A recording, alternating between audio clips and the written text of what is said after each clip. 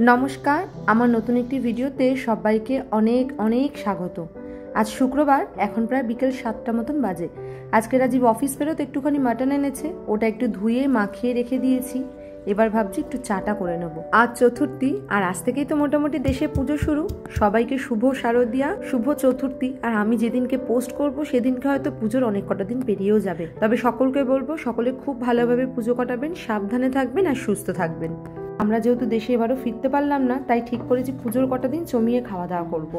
পুজো বালির দিনগুলোতে বাড়িতে থাকলে একটু আধটু তো রান্নাঘর থেকে ছুটি পাওয়াই যায়, কিন্তু এখানে আর সেটা হয় না। এখানে আশেপাশে টুকটাক পুজো হয়, তবে আমরা যেই কমিউনিটির পুজোয় ভেবেছিলাম অ্যাটেন্ড করব, সেটা আবার অক্টোবরের 10 তারিখ, মানে পরের মাসে পড়ে। তখন আবার আমরা একটু বাইরে যাচ্ছি ঘুরতে, ওই জন্য আর এবছর ঠাকুর দেখাও হলো না। সেই কারণে আর কোনো রকম জামা কাপড়ও কিনিনি, তবে ঘরের বেশ কয়েকটা জিনিস নিয়েছি, আর থিয়ার আমার জন্য কয়েকটা জিনিস নিয়েছি। সেগুলো এক এক করে আসলে সবটা আপনাদের সাথে শেয়ার করব। এদিকে একটু পায়েস বসিয়েছিলাম, ওটাও মোটামুটি হয়ে গেছে। এবার চাটা বেড়ে নিয়ে চলুন ওদিকটা যাই, আর তার সাথে আপনাদেরকে দেখাই। ওমা, ওটা প্যাকেটটা খুলে দিয়েছো? থিয়ার জন্য বেশ একটা সুন্দর ইনোভেটিভ খেলনার কদিন আগে অর্ডার করেছিলাম। আজকে সকালে পার্সেলটা এসেছে। তো এই পার্সেলটা যখন এসেছে তখন আমি থিয়া স্কুল থেকে এসে ঘরেই কাজবাজ করছিলাম, খেয়ালও করিনি যে বাইরে রয়েছে। যখন থিয়াকে আনতে যাই তখন দেখি বাইরে এটা পড়ে রয়েছে।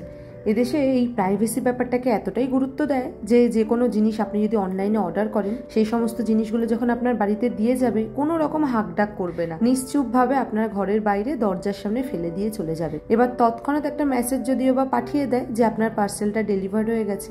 আপনি যদি ফোনটা দেখেন তাহলে ভালো, নতুবা ওটা সারাদিন পড়েই থাকবে বাইরে। এরকম আমার অনেক দিন হয়েছে জানেন, কোনো একটা জিনিস হয়তো দিয়ে গেছে, ফোনটা দেখিনি, বাইরেই পড়ে রয়েছে। তবে এদেশে একটা বিষয়, যে কোনো জিনিস যদি বাইরে পড়ে থাকে কোনো লোক কিন্তু এসে কেউ ধরবে না।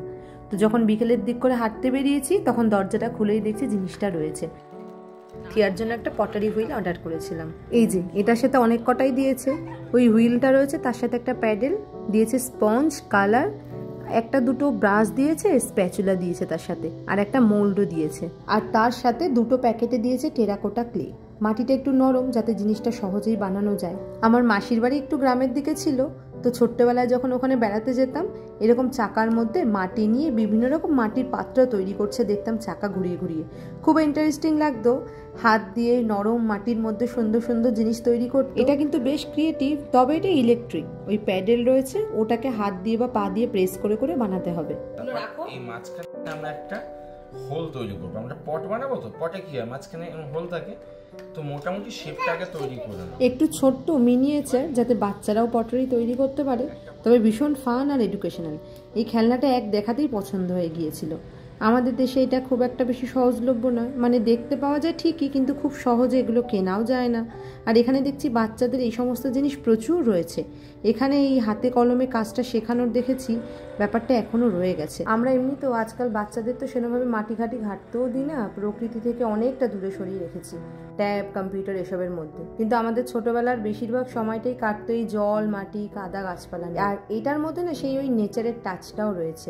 আজকালকার এই প্রগতিশীল দুনিয়ায় সবাই আমরা ইঁদুর দৌড়ে এতটাই ব্যস্ত হয়ে পড়েছি, সেই দিক থেকে দেখতে গেলে এটা কিন্তু খুব রেয়ার। আর খেলনাটা দেখলাম থিয়ারও খুব পছন্দ হয়েছে। ওরা শুরু করলেও আমি একটু হাত লাগিয়েছি, কারণ পটারি হুইলে এর আগে তো কোনোদিনও কাজকর্ম করিনি, দূর থেকে দেখেইছি। ওই একটা কলসি বা হাঁড়ি যাই বলুন না কেন, ওটা বানালাম। আর ওখানেই একটা সুতো দিয়েছিল, ওটা করে আস্তে করে তুলে নিলাম। এবার থিয়া বানাবে। এটা তো আমি আর ওর বাবা বানালাম, এবার থিয়ার পালা। ওর বাবা একটু হেল্প করছে যদিও বা। থিয়াও এটা পেয়ে ভারী মজা পেয়েছে। তবে বড় ব্যাপার হলো, দূর থেকে যতটা সহজ লাগছিল ততটা কিন্তু নয়, এটা থেকে কিন্তু অনেকটাই শেখার রয়েছে। ঠিক কতটা মাটি নরম হলে একটা পাত্র তৈরি হবে, বা কতটা প্রেশার দিতে হবে জিনিসটা তৈরি করতে গেলে, সেটা একটা বোঝার ব্যাপার রয়েছে। আচ্ছা, ঠিক আছে, হ্যাঁ, এবার চলো।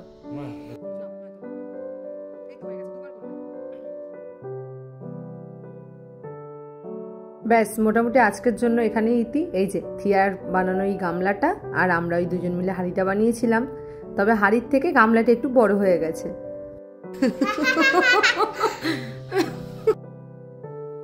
আর এই যে থিয়াকে দেখেছেন, সারা গায়ে মাটি মেখে একদম বসে রয়েছে।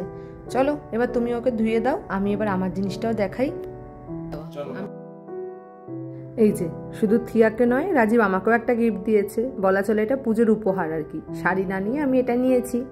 আর টুকটাক এখন তো প্রচুর ভিডিও করা হয়, তো আগে আমি একটা রাজীবের স্ট্যান্ডই ইউজ করতাম। এবার ইদানিং ওরও একটু প্রয়োজন হয়, তো আমাকে বললো যে তোমাকে একটা কিনে দিই, সাথে একটা রিং লাইটও নিয়েছি। আর এই যে স্ট্যান্ডটা না একটু অন্যরকম, একটা সেন্সার লাগানো রয়েছে, মানে আপনি যেদিকে ঘুরবেন ওই ঠিক ক্যামেরাটাও সেইভাবে ঘুরবে। আর ওর সাথে একখানা দিয়েছে চার্জার। এই যে এখানে অন অফ বাটনটা রয়েছে, কীভাবে এখানে প্লেস করতে হবে ক্যামেরাটা, সমস্ত কিছুই ওই জিনিসপত্র বলা আছে ম্যানুয়ালে, ওটা একবার পরে পড়ে নেবো। আর এই যে এদিকে রয়েছে রিং লাইটটা। এই রিং লাইটটা না বেশ সুন্দর, আমি তো এর আগে কখনো ইউজ করিনি, তবে রাজীব আমাকে বললো যে এটা থেকে অনেক কটা কালার বেরোয়, প্রয়োজন অনুযায়ী আমি কালারগুলো একটু চেঞ্জ করে নিতে পারবো। বাহ, 4-5 রকম। এই দুটো কি একসাথেই ছিল? হ্যাঁ। আচ্ছা, তাহলে নিশ্চয়ই ওই দুটোকে হয়ে যাবে। তবে গিফটটা খুব ভালো হয়েছে গো, অনেক অনেক থ্যাংক ইউ তোমাকে। তো তুমি তোমাকে গিফট দিলে, চলো তোমাকেও একটা কিছু দিই। মানে কিছু দিই বলতে, এখন তো মাংস রান্না করব, তার সাথে কি ভাত খাবে না পোলাও? পোলাও ঠিক আছে। জিনিসপত্রগুলো তুমি তাহলে গোছাও, আমি আস্তে ধীরে ওদিকে রান্না বান্না করি। আজকে রাতের খাবারটা খেতে বেশ অনেকটাই দেরি হয়ে গেল, প্রায় এখন 10:30 মতন বাজে। এদিকটা এসে ঝপাঝপ একটু রান্নাটাও সেরে নিয়েছি, ওদিকে দুধ পোলাওটা হয়ে গেছে। এই মাংসটাতে একটুখানি গরম মশলা দেবো, দিয়ে নামিয়ে নেবো। তো চলুন, সাথে সাথে এই ভিডিওটাও শেষ করলাম। দেখা হবে পরের আর একটা ভিডিওতে। সবাই খুব ভালো থাকবেন, সুস্থ থাকবেন। এই পুজোর কটা দিন খুব মজা, আনন্দ আর হুল্লোড়ে কাটুক। সাবধানে থাকবেন।